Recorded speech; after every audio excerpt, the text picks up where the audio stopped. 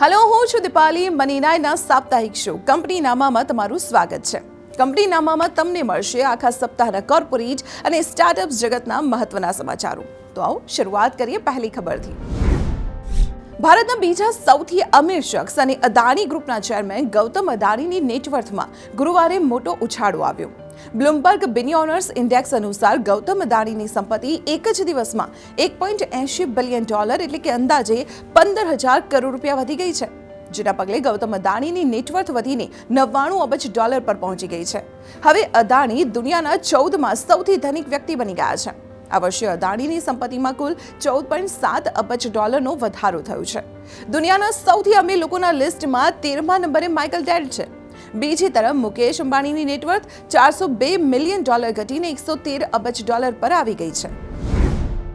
મુકેશ અંબાણી અને ગૌતમ અદાણી બંને હરીફ બિઝનેસમેન છે અને તેમણે પહેલીવાર હાથ મિલાવ્યા છે. મુકેશ અંબાણી અને ગૌતમ અદાણી બંને ગુજરાતી બિઝનેસમેન છે અને ભારતના ટોચના અબજોપતિ પણ છે.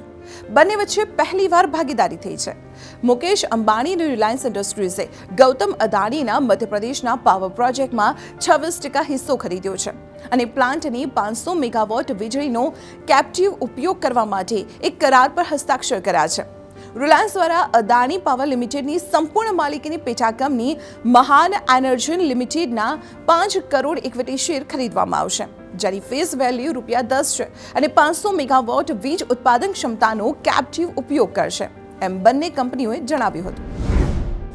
સંયુક્ત આરબ અમીરાત એટલે કે યુએઈની યાત્રા પર જતા ફોનપે યુઝર્સ હવે મશરિકના નિયોપે ટર્મિનલ પર યુપીઆઈનો ઉપયોગ કરીને પેમેન્ટ કરી શકશે. વોલમાર્ટ ગ્રુપની ડિજિટલ પેમેન્ટ કંપનીએ ગુરુવારે આ માહિતી આપી.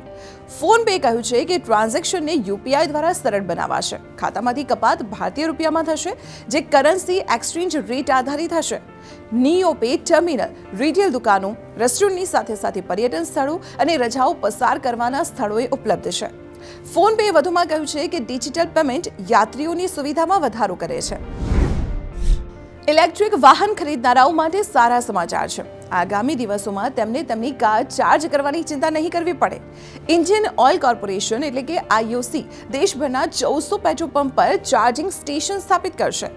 IOCએ આ ચાર્જિંગ સ્ટેશન ઇન્સ્ટોલ કરવા માટે મેન્યુફેક્ચરિંગ કંપની જેટવર્કને કોન્ટ્રાક્ટ આપ્યો છે. મહત્વનું છે કે IOCએ 6000 ચાર્જર માટે ટેન્ડર બહાર પાડ્યું હતું અને આ બીડમાં દેશભરમાંથી 40 ઇલેક્ટ્રિક વ્હીકલ સપ્લાયર્સે ભાગ લીધો હતો. જેટવર્કે સમગ્ર દેશમાં ઇલેક્ટ્રિક વાહનો માટે ફાસ્ટ ચાર્જિંગ ચાર્જર ઇન્સ્ટોલ કરવા માટે સ્પર્ધાત્મક બિડિંગ દ્વારા IOC પાસેથી ઓર્ડર જીત્યો છે.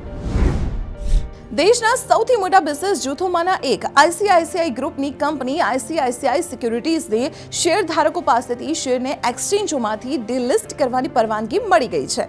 કંપનીના લગભગ 72% શેરધારકોએ શેરબજારમાંથી ICICI સિક્યુરિટીઝના ડિલિસ્ટિંગને સમર્થન આપ્યું છે.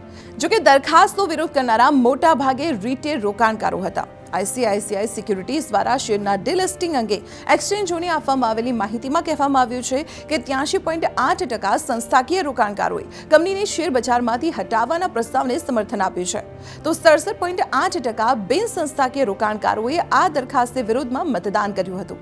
આ કંપનીને હવે ગ્રુપની પેરેન્ટ કંપની ICICI બેંકમાં મર્જ કરવામાં આવશે.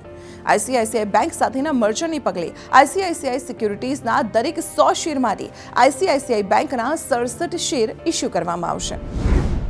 પેટીએમની પેરેન્ટ કંપની 197 કોમ્યુનિકેશન્સ લિમિટેડે તમામ મીડિયા રિપોર્ટ્સને નકારી કાઢ્યા છે, જેમાં દાવો કરવામાં આવ્યો હતો કે કંપની વિવિધ બિઝનેસ સેક્શનમાંથી લગભગ 20-25% કર્મચારીઓને નોકરીમાંથી કાઢી મૂકવાની તૈયારી કરી રહી છે.